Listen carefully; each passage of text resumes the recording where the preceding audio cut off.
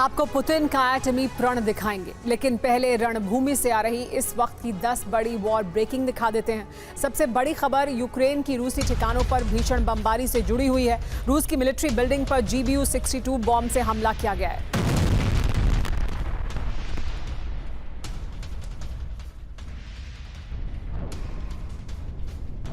युद्ध के मैदान से आ रही दूसरी बड़ी खबर ये कि किस तरह से रूस ने वॉरशिप और जमीन से मिसाइल दागी। आधे से ज्यादा यूक्रेन पर रूस ने यह हमला किया है। वॉरशिप से दागी गई हैं मिसाइलें और उसके जरिए हमला किया गया यूक्रेन के कई अहम शहरों पर। देखिए ये तस्वीरें, देखिए किस तरह से वॉरशिप से आधे से ज्यादा यूक्रेन को निशाना बनाया है रूस ने। यूक्रेन की फ्रंटलाइन पर रूस का विध्वंसक हमला जारी है। डोनेस्क और ज़ैपोरिज्जिया में यूक्रेनी पोस्ट पर हमला हुआ है। रूस के MLRS हमले में कई यूक्रेनी पोस्ट तबाह हो गए हैं।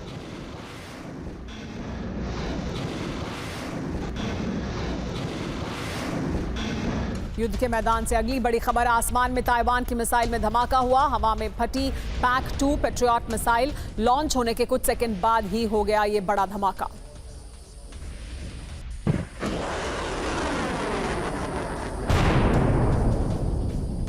युद्ध के मैदान से अगली बड़ी खबर लीबिया से। लीबिया में संयुक्त राष्ट्र मिशन के मुख्यालय पर हमला हुआ है।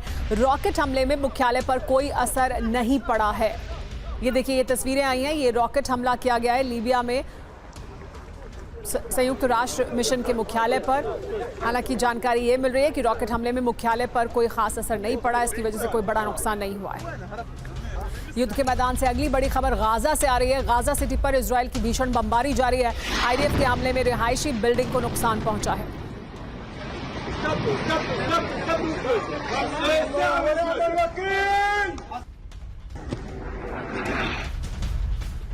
गाजा के खान यूनुस में इजरायली डिफेंस फोर्स का एक्शन देखने को मिला। इजराइल के हमले में मारे गए कई हमास के लड़ाके, ये दावा इजरायली डिफेंस फोर्स द्वारा किया जा रहा है।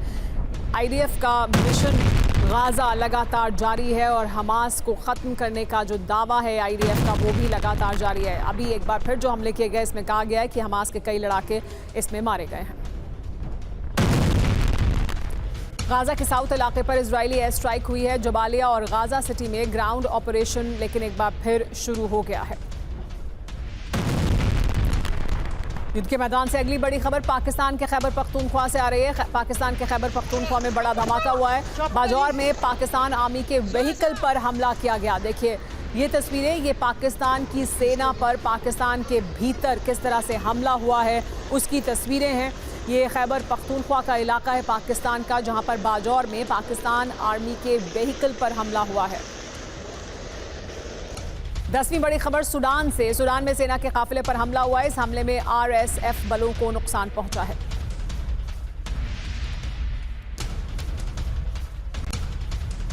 लेकिन सबसे पहले बात रूस यूक्रेन युद्ध की। रूस यूक्रेन युद्ध रुकवाने का दावा करने वाले मिस्टर पीस मेकर ट्रंप अपने वादे से पलटते हुए दिखाई दे रहे हैं। ट्रंप ने पहली बार यह दावा किया है कि वो पुतिन ज़ेलेंस्की के बीच शिखर सम्मेलन से पीछे हट रहे हैं। साफ है कि अमेरिकी राष्ट्रपति को समझ आ गया है कि पुतिन को रोकना नामुमकिन है, क्योंकि पुतिन एक बार जो फैसला कर लेते हैं उसके बाद वो पीछे नहीं हटते हैं। इस बीच रूस की सेना विध्वंसक हो चुकी है और यूक्रेन में बारूदी वर्षा तेज कर दी गई है। रूस ने कीव से लेकर डोनेस्क तक विनाशक हमले किए हैं। तो देखिए इस वक्त की बड़ी खबर यह है कि पश्चिम को रूस की परमाणु धमकी भी सुनने में मिली है। परमाणु ऊर्जा एजेंसी के चीफ एलेक्सी लिखाचेव ने कहा है कि रूस भारी परमाणु खतरों का सामना कर रहा है। रूस को एटमी वेपन को और बेहतर बनाना होगा। ट्रंप के आक्रमणकारी वाले बयान के बाद ये चेतावनी जारी की गई। ट्रंप ने कहा था आक्रमणकारी पर हमले के बिना जीतना मुश्किल है। न्यूज़ वीक की रिपोर्ट में ये बड़ा दावा किया गया है। लेकिन आपको आइए डिटेल में बताते हैं कि रूस की परमाणु ऊर्जा एजेंसी के चीफ एलेक्सी लिखाचेव ने क्या कहा है और उसके क्या मायने हैं। रूस का एटमी प्लान ट्रंप को विनाशक जवाब है क्या? हमारे देश के अस्तित्व पर भारी खतरा है, ये कहा है। परमाणु कवच हमारी संप्रभुता की गारंटी है। हमें परमाणु कवच और बेहतर बनाना होगा, यानी और ज्यादा परमाणु हथियार विकसित करने होंगे और बेहतर विकसित करने होंगे। ये भी उन्होंने कहा कि हमारे पास दुनिया का सबसे बड़ा परमाणु भंडार है। हाइपरसोनिक मिसाइल से और मजबूती भी मिलेगी। हम पश्चिम के एयर डिफेंस को फिर भेज सकते हैं। अमेरिका के गोल्डन डोम के खिलाफ तैयारी बहुत जरूरी है, ये कहना है अलेक्सी लिखाचेव का, जो चीफ हैं परमाणु ऊर्जा एजेंसी के रूस के। और बड़ी बात जो है वो ये कि रूस के खिलाफ ट्रंप के बदले हुए रुख के बाद ये रूस की तरफ से एक चेतावनी के तौर पर देखा जा रहा है। ट्रंप ने इशारों में ही यूक्रेन को हमले के लिए उकसाया था और इसके बाद ये बयान आया है रूस के भीतर से। रूस के लेकिन ब्रियांस्क में यूक्रेन ने विध्वंसक हमला किया है। उनेचा तेल पंपिंग स्टेशन पर ड्रोन अटैक किया गया है। द्रूजबा पाइपलाइन पर एक बार फिर बारूदी प्रहार किया गया है। यूक्रेन के हमलों से रूस में भारी तबाही हुई है।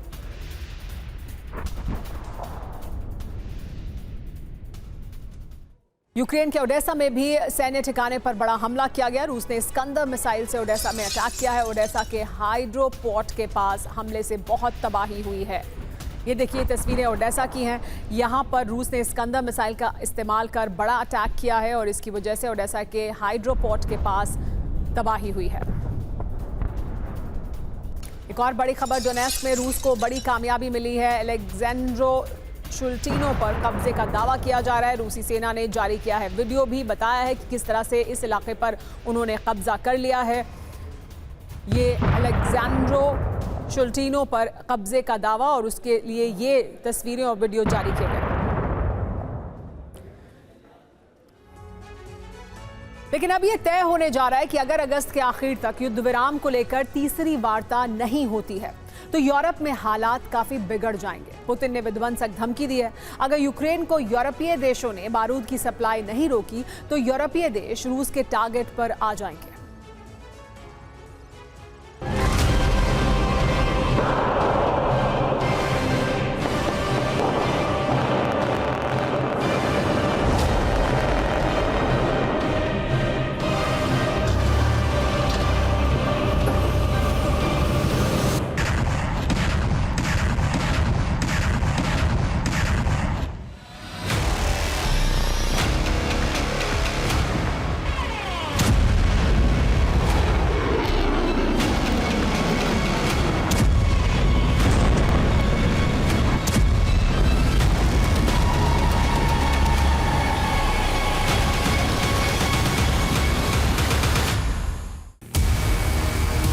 पूरे यूरोप को पुतिन ने फाइनल वार्निंग दे दी है।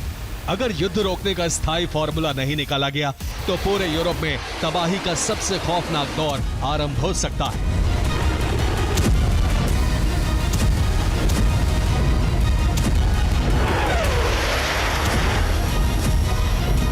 यानी यूक्रेन का संहार होगा, जिसके लिए पुतिन ने हमले तेज कर दिए हैं। साथ ही बाल्टिक देशों पर भी रूस हमले कर सकता है। उसके बाद नॉर्डिक देशों की बारी है। साथ ही वो देश भी रूस के टारगेट पर हैं जो यूक्रेन को हथियार देते रहे हैं। अगर अभी भी हथियार सप्लाई जारी रहे तो पुतिन कह चुके हैं कि वो हमला करने के लिए स्वतंत्र हैं। वैसे भी पुतिन ने अल्टीमेटम देते हुए कहा है, शांति प्रक्रिया का मतलब सिर्फ 1 हफ्ते, 2 हफ्ते या 1 साल का युद्ध विराम नहीं होना चाहिए, जिससे नेटो देश फिर से यूक्रेन को हथियार से भर सके। हमें ऐसी शर्तें चाहिए जो दीर्घकालिक, टिकाऊ और स्थायी शांति दें, जहां सभी पक्षों की बराबर सुरक्षा सुनिश्चित हो। यानी अब सुरक्षा गारंटी के नाम पर रूस और दूसरे यूरोपीय देश आमने सामने आ सकते हैं और इस टकराव के लिए रूस तैयार है। इसका संकेत रूस ने पोलैंड में ड्रोन भेजकर दे दिया है।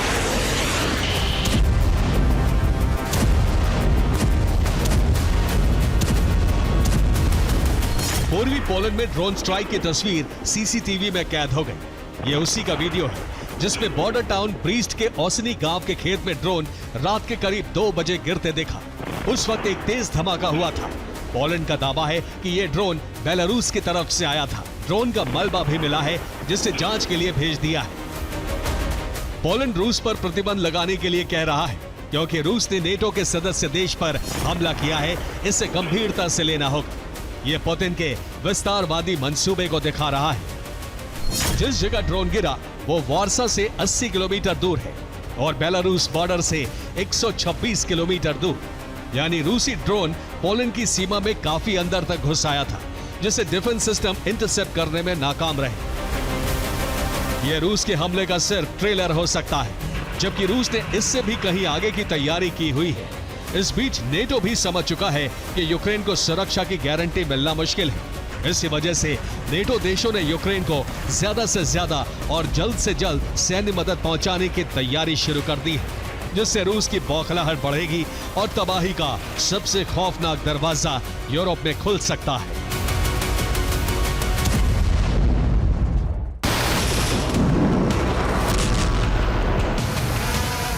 यूक्रेन को लगातार बारूद की सप्लाई और सुरक्षा की गारंटी पर यूरोपीय देशों की प्रतिक्रिया से साफ है कि उन्हें युद्ध विराम तभी मंजूर होगा जब यूक्रेन की सुरक्षा पर फाइनल मोहर लगेगी।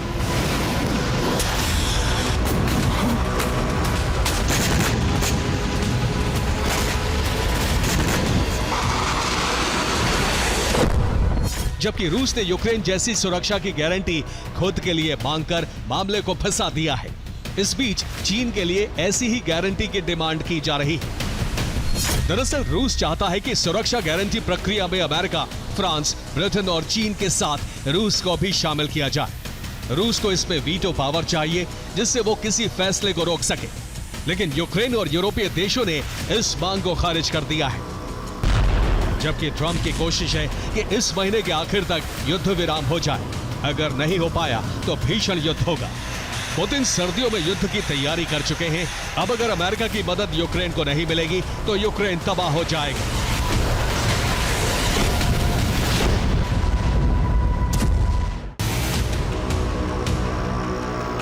अगर युद्ध विराम से ज़ेलेंस्की पीछे हटते हैं तो अमेरिका यूक्रेन की सैन्य मदद रोक देगा। इसे लेकर यूक्रेन के उपराष्ट्रपति जेडी वेंस ने बयान भी दिया है। यूरोपीय देशों को यूक्रेन का बोझ उठाना होगा।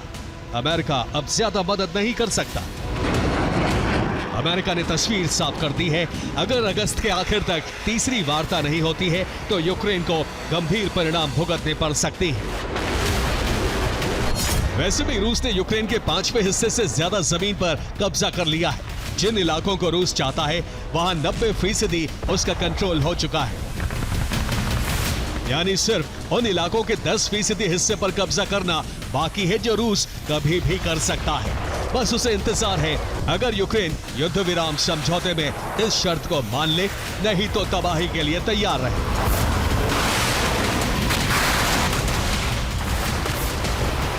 जबकि नेटो देशों को अंदाजा हो गया है कि अब पुतिन रुकने वाले नहीं है, इसलिए रोमानिया से लेकर बाल्टिक देशों तक हथियारों की तैनाती की जा रही है। एयरबेस वॉर रेडी किए जा रहे हैं। रोमानिया में F-35 की तैनाती की गई है। नीदरलैंड्स में पैट्रियट लगाए गए हैं, जबकि लिथुआनिया में ड्रोन हमले के लिए तैयार है। इस बीच यूक्रेन में शांति सेना भेजने का फैसला करके नेटो ने संकेत दे दिया है कि वो हर परिस्थिति के लिए तैयार है। Bureau report, TV9 Bharat. इस वक्त की बड़ी खबर, अमेरिका और रूस के बीच टेंशन बढ़ी है। आसमान में अमेरिका और रूस की टक्कर। अलास्का में दिखे रूसी निगरानी विमान। अमेरिका ने भी रवाना किए अपने विमान। रूसी विमान रोकने के लिए F-16 भेजे गए। आसमान में अमेरिका और रूस की टक्कर आमने सामने की। देखिए किस तरह से रूसी विमान रोकने के लिए F-16 को भेजा गया, क्योंकि यहां पर रूसी विमान दिखाई दिए थे। बताया जा रहा है कि अलास्का में रूसी निगरानी विमान देखा गया था। अलास्का में अमेरिका वर्सेस रूस की टक्कर। क्या कहा जा रहा है, दावा क्या है, समझ लीजिए। अलास्का में रूस का IL-20 कूट विमान दिखा। अमेरिका की जासूसी कर रहा था ये सैन्य विमान, ये दावा किया गया अमेरिका द्वारा। रूसी सैन्य विमान अंतर्राष्ट्रीय हवाई क्षेत्र में ही रहा। अमेरिका का एक्शन इस पर क्या था वो समझिए। रूसी विमान को रोकने के लिए 4 एयरक्राफ्ट भेजे गए। एक E-3, 2 F-16 और एक KC-135 विमान को भेजा गया। लेकिन इस वक्त की बड़ी खबर युद्ध के मैदान से ये कि खार्किव में रूस का एक बड़ा ड्रोन हमला हुआ है।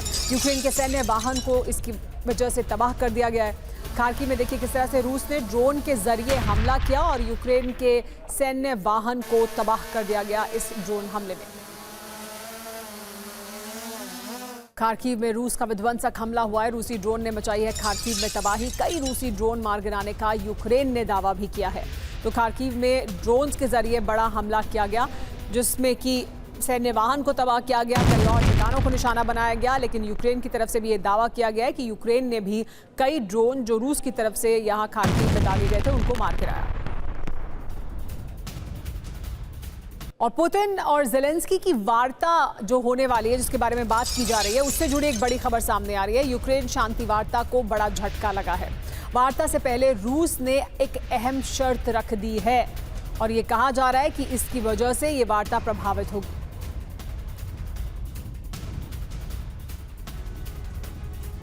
जानकारी ये मिल रही है कि यूक्रेन विजय तक वार्ता बंद है क्या। ज़ेलेंस्की का दावा यह है और लावरोव का दावा भी है, दोनों ने दावे किए हैं। लावरोव ने दावा किया है कि पुतिन ज़ेलेंस्की से आमने सामने मिलने को तैयार हैं। इसके अलावा देखिए, लावरोव के दावे का सच है कि रूस ने मिलने से पहले ही शर्त रख दी है। पुतिन ज़ेलेंस्की से आमने सामने लावरोव के दावे का सच क्या है, जानिए। रूस ने मिलने से पहले ही शर्त रख दी है। सभी मुद्दे तैयार और तय होने पर ही मिलेंगे। शर्त ट्रंप के लिए एक झटका क्यों है, समझिए। व्हाइट हाउस समिट के बाद पुतिन पर दबाव नाकाम रहा है। ट्रंप लगातार ज़ेलेंस्की से मीटिंग के लिए दबाव बढ़ा रहे थे। इसका संदेश क्या है? रूस टालमटोल की रणनीति को आगे बढ़ा रहा है। रूस की सभी शर्तें शांति प्रस्ताव को उलझा रही हैं। अमेरिका के राष्ट्रपति ट्रंप रूस यूक्रेन का युद्ध रुकवाने के लिए 2 बड़ी समिट कर चुके हैं। पहले वो अलास्का में पुतिन से मिले और उसके बाद ज़ेलेंस्की सहित यूरोप के नेताओं से। लेकिन यूरोपीय देशों को युद्ध विराम के पीछे छिपे खतरे नजर आ रहे हैं। युद्ध विराम होते ही सुरक्षा गारंटी की जिम्मेदारी EU के ऊपर आ जाएगी, जिससे रूस के साथ टकराव के आसार भी बनेंगे। इससे बेहतर यह है कि यूक्रेन के साथ रूस को जंग में उलझाए रखा जाए।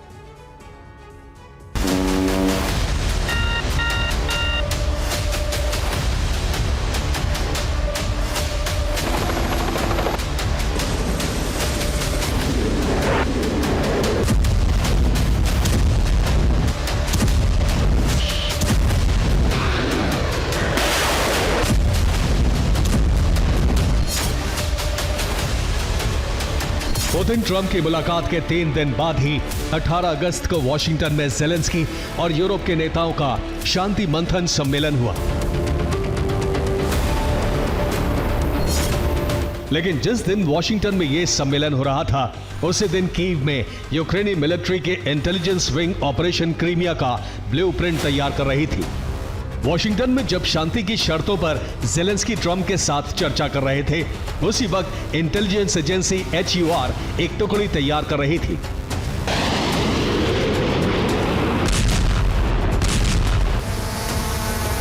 कीव पर लगातार रूसी हमलों के बाद राजधानी में एक बड़ा ऑपरेशन डिजाइन किया गया। इस ऑपरेशन के प्रमुख थे खुफिया एजेंसी HUR के प्रमुख किरिलो बुदानोव। किरिलो बुदानोव को इस ऑपरेशन में मदद कर रही थी ब्रिटेन की खुफिया एजेंसी MI6 और पोलैंड की खुफिया एजेंसी AW।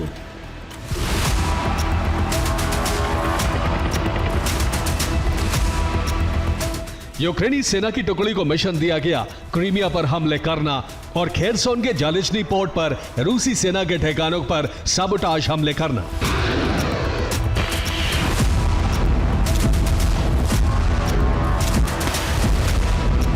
वॉशिंगटन में 18 अगस्त की शाम को ट्रंप की बैठक खत्म हुई और 19 अगस्त को यूक्रेनी सेना ने यूरोपीय देशों की मदद से ऑपरेशन क्रीमिया की शुरुआत कर दी।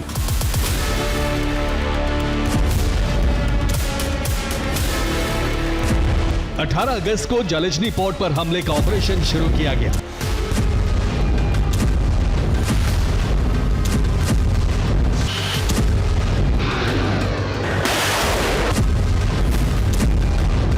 यूक्रेन की ड्रोन ब्रिगेड ने जालिचनी पोर्ट पर गश्त लगाने वाली रूसी टीम को टारगेट किया और इसके लिए सिग्नल इंटेलिजेंस यूरोप के देशों ने दिया।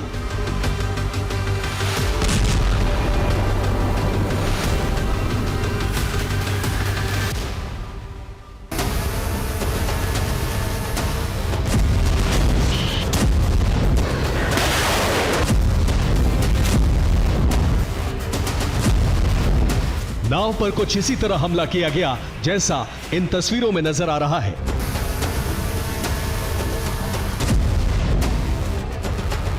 यूक्रेन के इस हमले की शॉकवेव क्रेमलिन तक पहुंची, क्योंकि जंग के शुरुआती दौर में ही यूक्रेन के इस पोर्ट पर रूस ने कब्जा कर लिया था। जालिचनी पोर्ट यूक्रेन के खेरसोन प्रांत में है। काला सागर में यूक्रेन का ये सबसे बड़ा व्यापारिक पोर्ट था।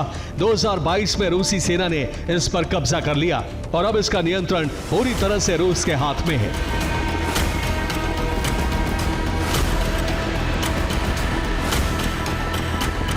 यूक्रेन कभी इस पोर्ट से अनाज और बाकी चीजों का निर्यात करता था। इस पोर्ट पर हमले के बाद क्रेमलिन ने ट्रंप के पुतिन ज़ेलेंस्की मीटिंग प्लान पर बड़ा बयान जारी कर दिया।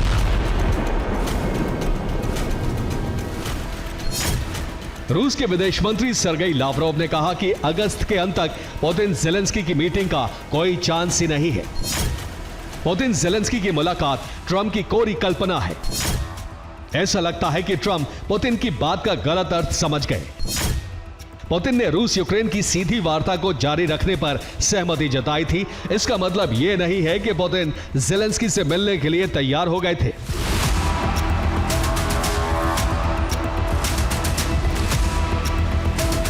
ट्रंप ने 18 अगस्त को पुतिन से बातचीत के बाद यह बयान दिया था कि पुतिन ज़ेलेंस्की से मिलने के लिए तैयार हैं। लेकिन 19 अगस्त को यूक्रेनी खुफिया एजेंसी ने सबटाश ऑपरेशन चलाया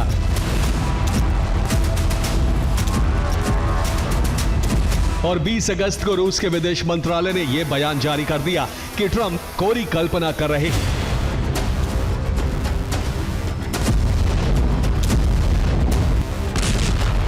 यूक्रेनी खुफिया एजेंसी के ऑपरेशन से काला सागर में बड़ी जंग छिड़ने के आसार बन रहे हैं,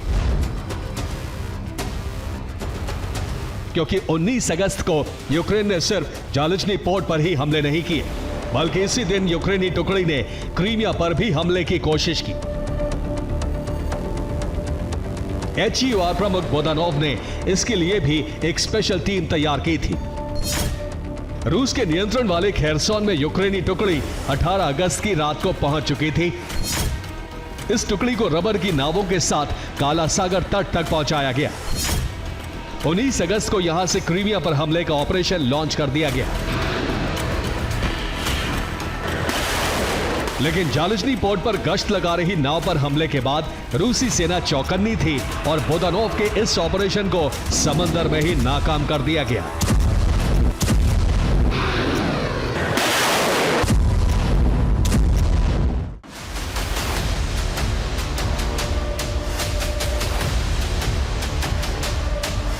क्रीमिया और ब्लैक सी की जंग का नया चरण शुरू हो चुका है। इसके पहले चरण में रूस को अपनी ब्लैक सी फ्लीट के 22% जहाज और सबमरीन यूक्रेन के सी वेसल ड्रोन हमलों में गंवाने पड़े थे। अब यूक्रेन ने यूरोप की मदद से ब्लैक सी में जंग का नया दौर छेड़ दिया है। इस जंग से ट्रंप की वॉशिंगटन वार्ता बेअसर साबित हो सकती है, क्योंकि अब पुतिन यूक्रेन युद्ध विस्तार का आरोप लगाकर बातचीत से बच सकती है। अमेरिकी रक्षा विशेषज्ञ पहले से भी यह मान रहे थे कि पुतिन ज़ेलेंस्की से सीधी वार्ता नहीं चाहते हैं। हालांकि रूस के विदेश मंत्रालय ने कहा था कि रूस द्विपक्षीय या त्रिपक्षीय वार्ता का विरोध नहीं कर रहा है, लेकिन इसमें छिपा हुआ संदेश यह भी था कि पुतिन ज़ेलेंस्की से नहीं मिलने वाले हैं। अब क्रीमिया पर सबटाश हमलों के बाद माना जा रहा है कि पुतिन को अपनी इच्छा पूरी करने के लिए क्रीमिया हमले का बहाना मिल गया है और इस हमले से ट्रंप की पूरी कवायद पर बारूद फिर गया है। Bureau report, TV9 Bharatvarsh. इस वक्त की बड़ी खबर यह कि रूस यूक्रेन युद्ध में बदला है ट्रंप का रुख। सिर्फ रक्षा से युद्ध नहीं जीत सकते, ये कहा है ट्रंप ने। आक्रमणकारी पर हमले के बिना जीतना मुश्किल है। ट्रंप ने सोशल मीडिया पर यह पोस्ट लिखा जिसमें उन्होंने कहा कि आक्रमणकारी पर हमला किया जाना बहुत जरूरी है, उसके बिना युद्ध नहीं जीता जा सकता है। यानी सिर्फ सुरक्षा को सुनिश्चित कर युद्ध जीतना संभव नहीं है।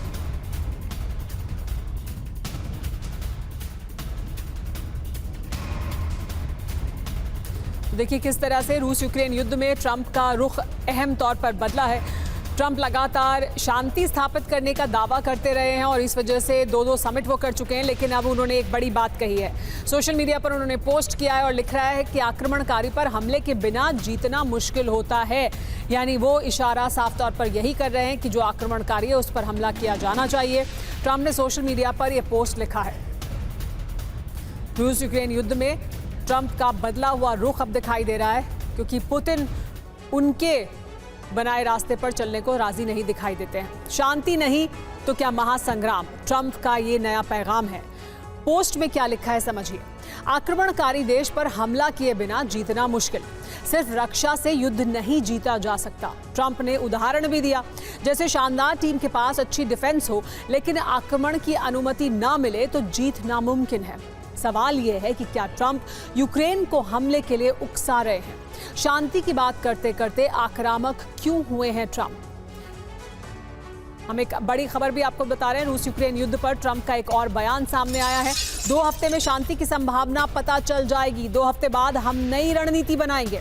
यानी 2 हफ्ते का समय वो सामने रख रहे हैं। 2 हफ्ते में पता लग जाएगा कि शांति की संभावना है भी या नहीं, और अगर ऐसा नहीं होता है तो 2 हफ्ते के बाद हम अपनी नई रणनीति बनाएंगे।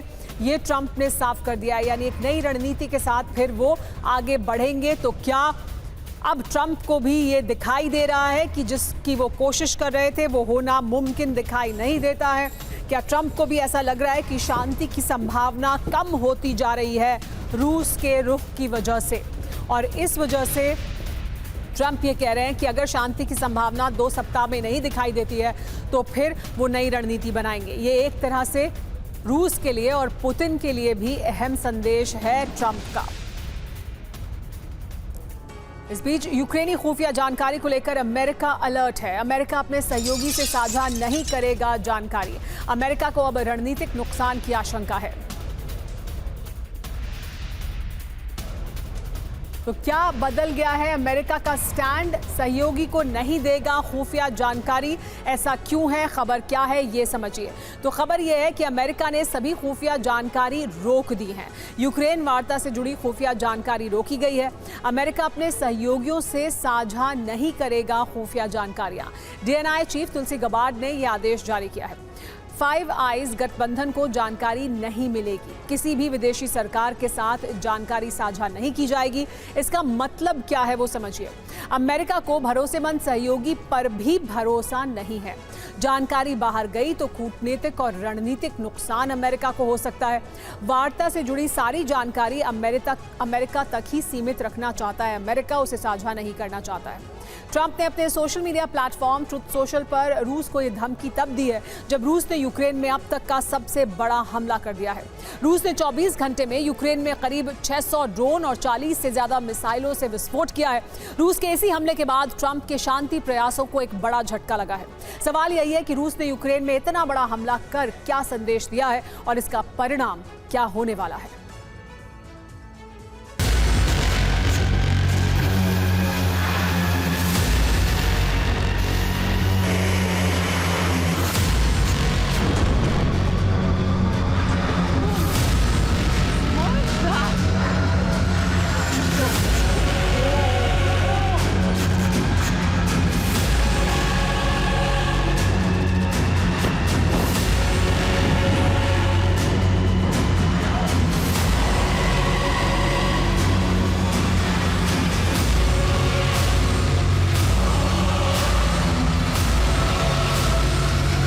पुतिन ने जो कुछ किया है उससे युद्ध विराम की संभावना करीब करीब खत्म हो गई है।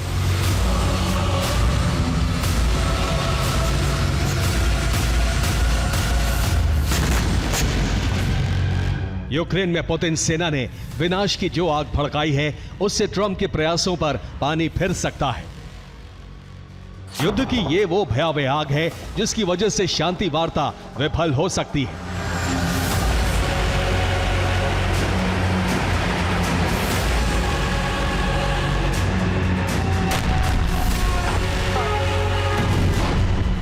अलास्का और फिर वॉशिंगटन वार्ता के बाद ट्रंप ने भले ही ये ऐलान किया हो कि युद्ध खत्म करने के प्रयास ट्रैक पर हैं, जल्दी पुतिन और ज़ेलेंस्की की मुलाकात होगी, लेकिन रूस ने जिस तरह से यूक्रेन को जलाया है उससे पुतिन और ज़ेलेंस्की की मुलाकात की संभावना भी करीब करीब खत्म हो गई है।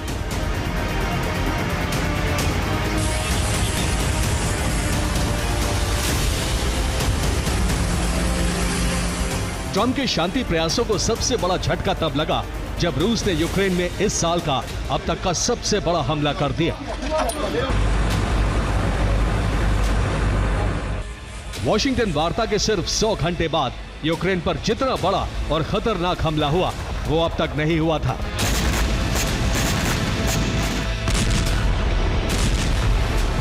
रूस ने इस साल पहली बार जल थल नभ से एक साथ यूक्रेन का संहार किया।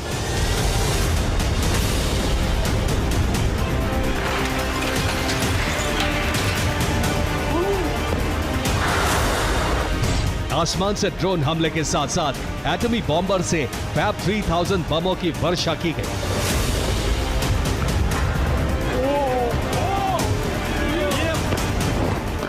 रूस ने यूक्रेन पर 574 ड्रोन फायर किए। इतना ही नहीं, 40 मिसाइलों और 15 बमों से विस्फोट कर यूक्रेन को पूरी तरह से दहला दिया।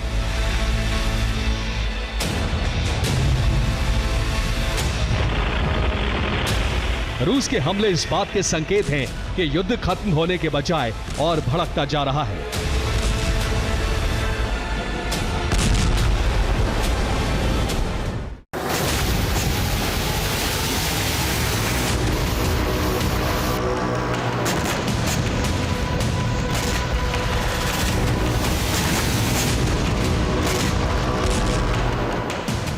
रूसी सेना ने डोनेट्स्क के बाकी बचे इलाकों पर कब्जा करने के लिए जबरदस्त हमले किए। और इस वक्त की बड़ी खबर बिहार के बेगूसराय से। बिहार के बेगूसराय में पीएम मोदी ने किया रोड शो। दिल्ली में देखिए किस तरह से प्रधानमंत्री नरेंद्र मोदी ने बेगूसराय में ये रोड शो किया। प्रधानमंत्री नरेंद्र मोदी आज बिहार के दौरे पर हैं। यहाँ पर ओंटा सिमरिया पुल जो 8 किलोमीटर का है लगभग, उसका उद्घाटन उन्होंने किया है। इसके बाद रोड शो भी किया है। नेशनल हाईवे 31 पर बना है ये ओंटा सिमरिया पुल। लेकिन आज कई और परियोजनाओं का शुभारंभ किया है। नेशनल हाईवे 31 पर बना है ये ओंटा सिमरिया पुल। बेगूसराय में प्रधानमंत्री ने उसके बाद किस तरह से रोड शो किया और देखिए किस बड़ी संख्या में लोग सड़क के दोनों ओर मौजूद थे। उनका अभिवादन स्वीकार करते हुए प्रधानमंत्री नरेंद्र मोदी पुल का जब उद्घाटन किया था तो उनके साथ बिहार के मुख्यमंत्री नीतीश कुमार भी थे। उनके साथ मिलकर भी उन्होंने लोगों का अभिवादन स्वीकार किया था। प्रधानमंत्री नरेंद्र मोदी जहां बिहार पहुंचे हैं वहां उन्होंने कई अहम बातें भी कही अपनी रैली के दौरान, जिसमें उन्होंने एक बार फिर बिहार में लालटेन राज जब था तो किस तरह के हालात थे इसको एक बार फिर कहा। यानी सीधे तौर पर आरजेडी पर प्रधानमंत्री नरेंद्र मोदी ने आज मंच से हमला बोला। साथ ही घुसपैठियों का मुद्दा एक बार फिर उठाया प्रधानमंत्री ने अपनी इस रैली के दौरान। उसके बाद रोड शो किया है। रोड शो में देखिए किस तरह से लोग उनका अभिवादन स्वीकार कर रहे थे प्रधानमंत्री नरेंद्र मोदी। देखिए ये तस्वीरें जब इस पुल का उद्घाटन प्रधानमंत्री ने किया उस समय की तस्वीरें। बेगूसराय पहुंचे हैं प्रधानमंत्री नरेंद्र मोदी और यहां पर देखिए रोड शो के दौरान किस तरह का उत्साह लोगों का देखने को मिला। बिहार में ही जहां एक तरफ विपक्ष वोट अधिकार रैली निकाल रहा है तो वहीं प्रधानमंत्री नरेंद्र मोदी ने आज बेगूसराय में पहुंचकर रैली को संबोधित किया। इस बीच दिल्ली में एनडीए के उपराष्ट्रपति उम्मीदवार सीपी राधाकृष्णन और जेपी नड्डा की मुलाकात हुई है। ये उसी मुलाकात की तस्वीरें हम आपको दिखा रहे हैं। 9 सितंबर को उपराष्ट्रपति का चुनाव है। इंडिया ब्लॉक की ओर से बी सुदर्शन रेड्डी उम्मीदवार हैं। तो सीपी राधाकृष्णन की मुलाकात जेपी नड्डा के साथ। 9 सितंबर को ये चुनाव होना है। हालांकि जो संख्या बल इस वक्त दिखाई देता है उसमें कंफर्टेबल पोजीशन में हैं एनडीए के उम्मीदवार सीपी राधाकृष्णन।